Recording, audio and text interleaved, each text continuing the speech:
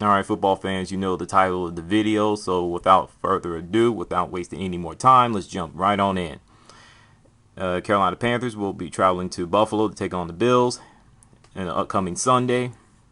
And a head-to-head matchup since 2001. I'm at espn.go.com/NFL/intel.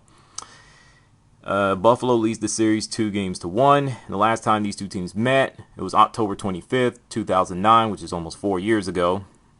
Buffalo won 20-9, and I remember that game all too well. All too well. And the Bills are 0-2 as a home underdog. So, I don't know if that plays a role. You decide that for yourself. In order for Carolina Panthers to get their first win of the year, they're going to have to run the football to establish the run so they can get the passing game going. But I know that the pass defense for the Buffalo Bills are tough. So Cam Newton's going to have to make good decisions with the football. As for the Panthers defense versus the Bills offense, take away the running game. C.J. Spiller and Fred Jackson slow them down and force E.J. Manuel to throw the football and beat you. If they can do that, and without making boneheaded plays, don't worry, I'll get to the review, volume 68, momentarily. If they can do all those things, they'll get the first win of the year. If not, they'll be 0-2. And they'll be in serious trouble. Not in serious trouble, they'll be in some kind of trouble. Because they'll be facing the New York Giants in a couple Sundays from now. Now, Carolina Panthers review volume 68. I did pick Carolina to win at home against the Seahawks, my little upset special. But it didn't happen. Carolina lost 12-7 is the final score. Got to give props to the Seattle Seahawks for not giving up. They kept fighting. They weathered the storm. And that's what happened. And they will be at home upcoming Sunday against the San Francisco 49ers for an NFC West showdown on NBC. So that should be interesting and a good game to watch. As for Carolina Panthers, well, there are at least a couple of reasons why they lost the game.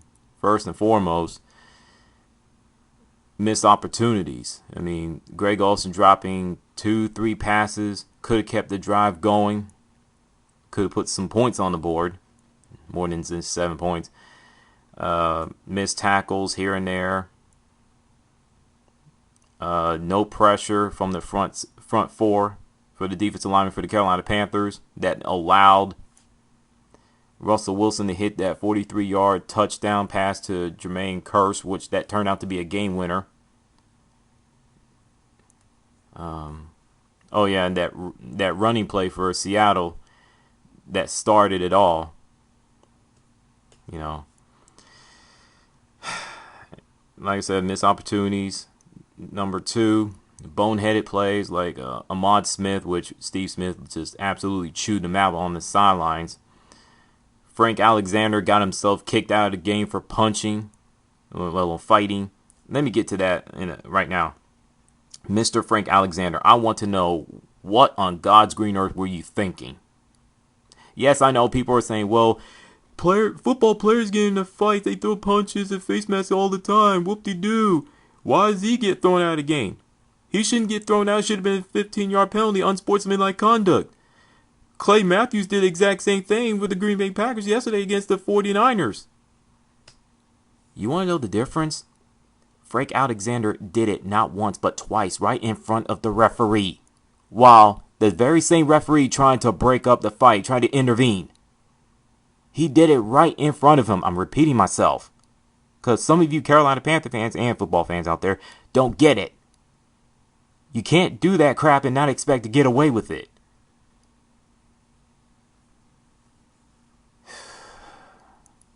And he was a backup defensive lineman.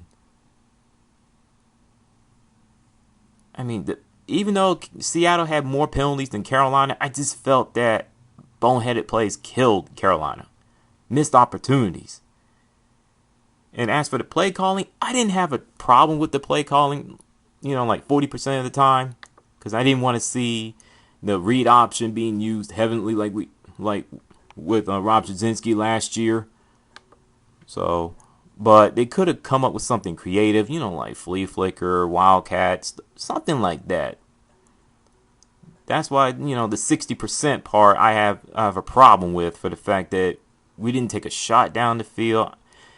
I mean, I know that the Seattle Seahawks defense, they're really, really, really, really good, but come on now, at least try to take a shot, find some sort of weakness, but you only did it once or twice in the entire game?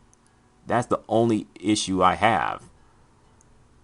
And now you got Mike Shula, and they've been the reputation of him as an offense coordinator is not good at all.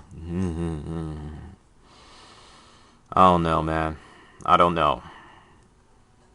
And the fact that they can't find a way to win close games. They're 2-12 in a month of September since 2009. They're 2-13 under Ron Rivera.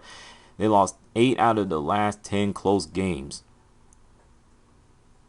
It's like the reversal of Tim Tebow.